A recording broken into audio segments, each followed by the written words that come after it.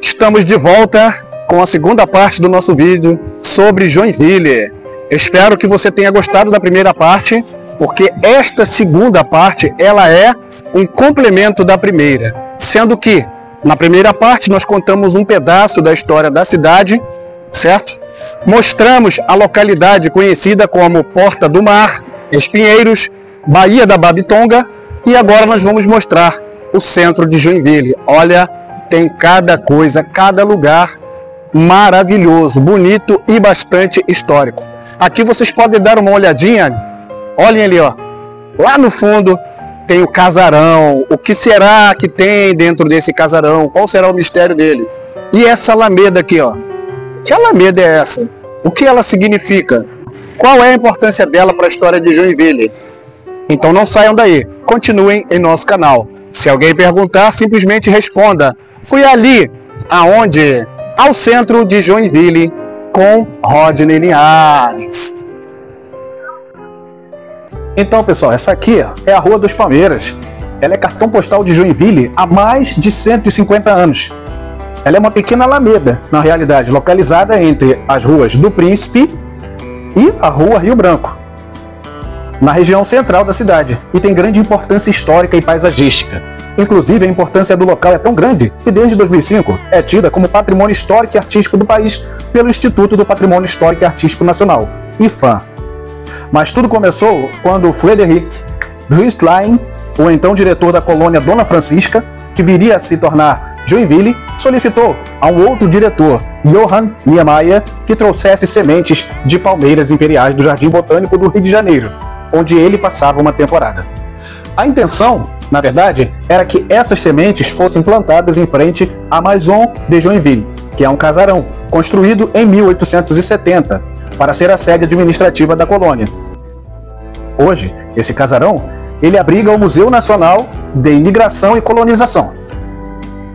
Em julho de 1867, quando as sementes chegaram, elas foram primeiramente cultivadas até atingirem cerca de 1 metro.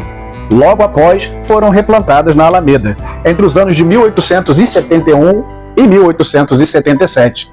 E justamente por isso, a Alameda passou a ser chamada de Palmenale Straßen, que nada mais é do que Rua das Palmeiras, em alemão.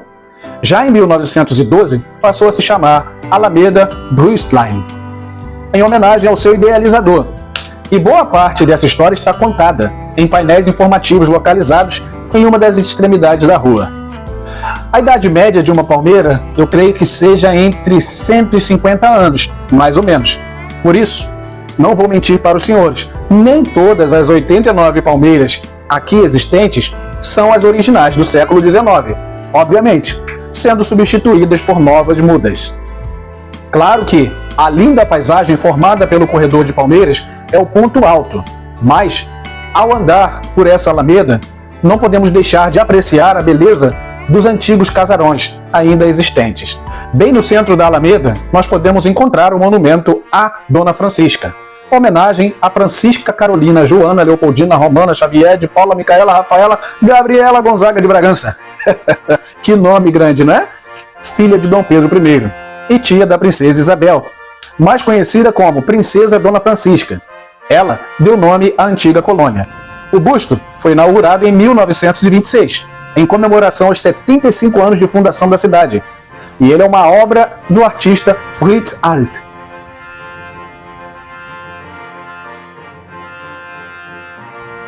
Porém, ela só foi instalada na Rua das Palmeiras na década de 1970. Agora que nós já conhecemos a história da Alameda Brüstlein, ou Rua das Palmeiras, nós vamos conhecer um pouco o casarão. Esse casarão ali, ó, que está atrás de mim. Mas antes de falarmos do casarão, vamos dar uma continuada naquela história que nós iniciamos sobre a formação de Joinville. Nós falamos de todo aquele processo que envolveu a formação da cidade, certo? Porém, nós paramos na chegada dos alemães no ano de 1851 na barca Colón.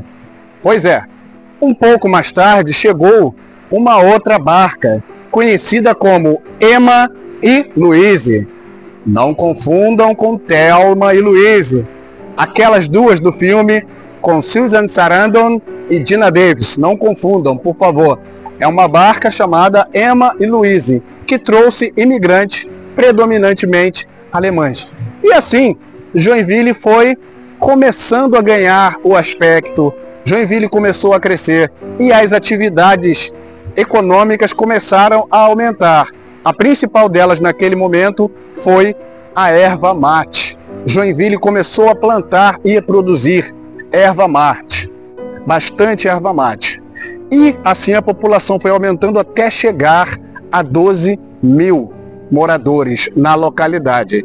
Por isso, mais tarde ela tornou-se vila. E no ano de 1877, ela tornou-se cidade, a cidade de Joinville. Após esse processo veio a década de 1880 e na década de 1880 a cidade começou a ser industrializada, tanto com indústrias têxteis como com indústrias de metais. E assim as sociedades recreativas foram se formando, os hospitais, e a cidade começou a crescer. E agora nós vamos mostrar aqui no centro de Joinville alguns desses locais, principalmente o casarão, aquele casarão que está ali atrás, ok?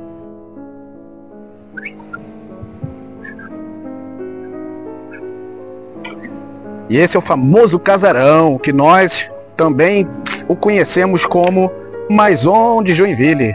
Ele teve o início da sua construção no ano de 1867 e foi concluído em 1870. Através de um projeto elaborado por Frederico Bristlein. Ele era administrador dos bens do príncipe de Joinville, Francisco Ferdinando de Orleans. O senhor Frederico Bristlein assumiu o cargo de representante do príncipe de Joinville e do duque d'Aumale. Ele encontrou uma casa velha de administração em estado deplorável, ou seja, esse casarão estava num estado deplorável, caindo aos pedaços, madeiramento do terraço em péssimas condições e cupins na casa de habitação. Uma vez restaurada, ela ganhou a semelhança da arquitetura das casas burguesas da França. Este palácio foi chamado equivocadamente de Palácio dos Príncipes. Ele não foi construído para servir de residência aristocrática à família Orleans, mas sim em forma de simples casarão colonial, ao estilo burguês, destinado para a casa de administração na colônia Dona Francisca. Atualmente, ele funciona como o Museu Nacional de Imigração e Colonização. E agora nós vamos dar uma olhada nesse museu.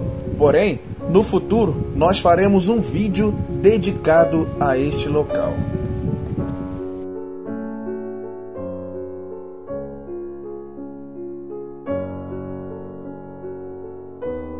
Aqui no Museu Nacional da Imigração e da Colonização, tudo o que você quiser saber sobre Joinville, você vai encontrar. O museu mostra desde a chegada dos primeiros europeus ao local e ainda nos mostra, através de objetos, fotos, enfim, coisas do cotidiano dessas pessoas, como era a vida na Joinville colonial. Em breve faremos um vídeo exclusivo contando a história tanto do casarão quanto do museu. E além de todo esse acervo que o museu possui, ele ainda conta com uma equipe exemplar. Os monitores estão sempre a postos e prontos para nos darem orientações sobre cada setor do museu, cada período histórico e cada situação retratada. Vale a pena visitar esse museu.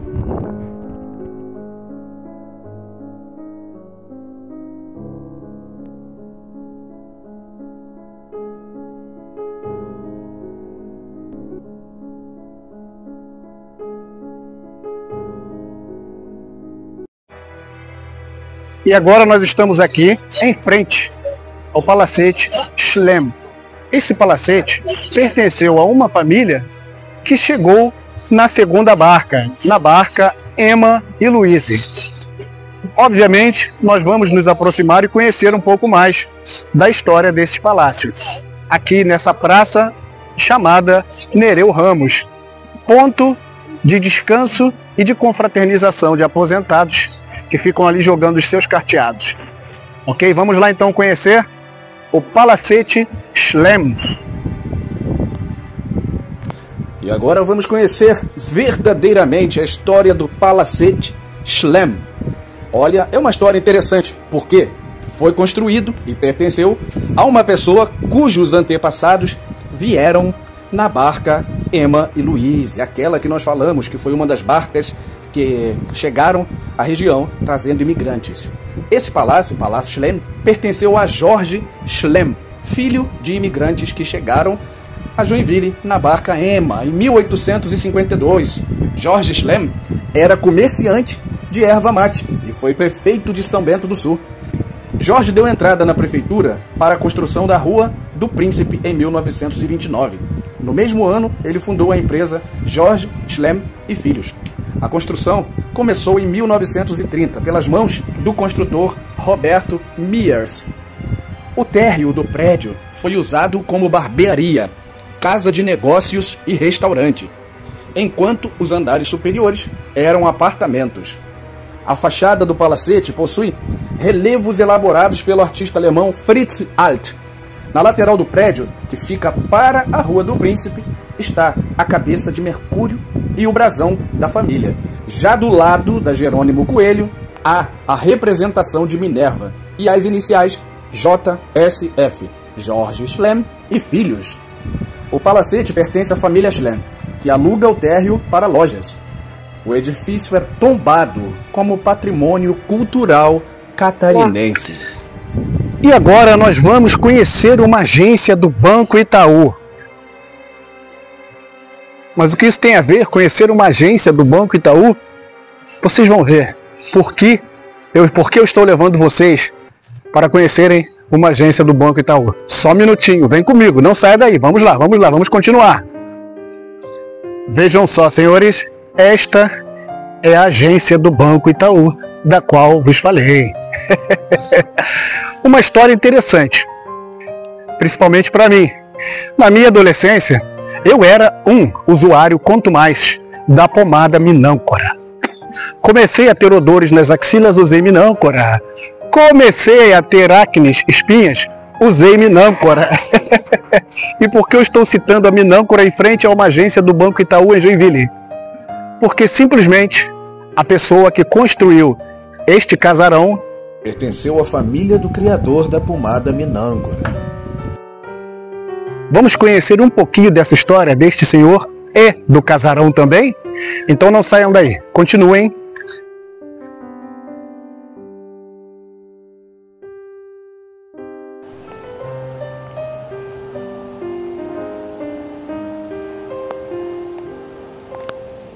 O Palacete Dória foi idealizado pelo político e médico carioca Dr. Oswaldo Altino Dória e sua esposa Ladi Gonçalves Dória, respectivamente genro e filha do português Eduardo Augusto Gonçalves, que criou a pomada Minâncora entre 1912 e 1915.